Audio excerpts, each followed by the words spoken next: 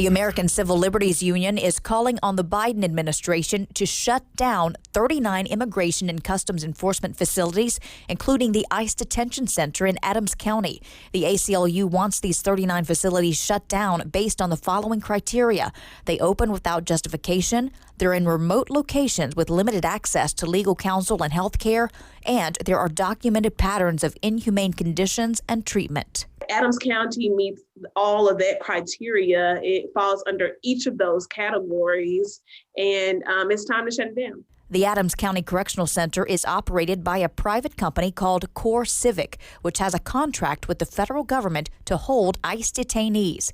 The Mississippi Immigrants' Rights Alliance, also known as MIRA, wants to see all privately operated detention centers closed. They try to maximize their profit, and they do that in these detention centers, and most recently in Adams County by skimming on the food and the medical care for the people that are in there. Mira put us in touch with a former detainee in Adams County who claims she was denied medical attention for fibroid tumors while detained in 2020. The woman from Cameroon, who wants to remain anonymous, says the lack of care still impacts her today. I'm still suffering because when I entered the place, my lawyer was like fighting to remove me because she knows I have a health condition. I'm supposed to go to the hospital.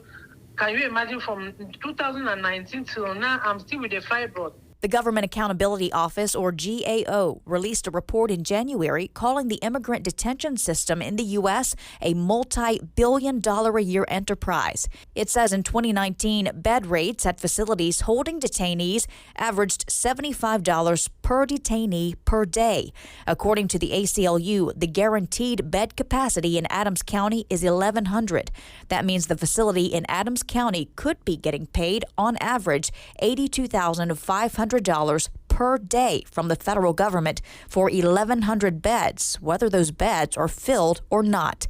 CoreCivic and ICE did not respond to us on how many detainees are being held in Adams County or exactly how much money the facility is making per detainee per day. That's another part of it. There is very little transparency as well when it comes to how many people are being held in these detention centers. We did reach a spokesperson for Day One Alliance, a trade association representing CoreCivic. She disagrees with the ACLU's request to close these facilities. I think we see it as a continuation of the misinformation that is out there about this industry. Contractors are a part of the solution when it comes to immigration detention. We have no role in setting immigration policy. We received a statement from an ICE spokesperson saying, in part, ICE is committed to ensuring that all those in our custody reside in safe, secure, and humane environments. ICE says it's reviewing its detention policies.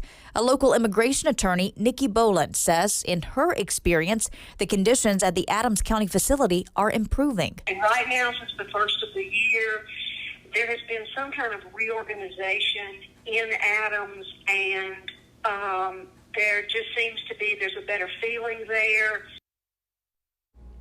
The ACLU would like for the detainees in the ICE facilities to be given a court date and released to family members in the U.S. To read the full request from the ACLU and the entire report from the Government Accountability Office, click on this story at WAPT.com.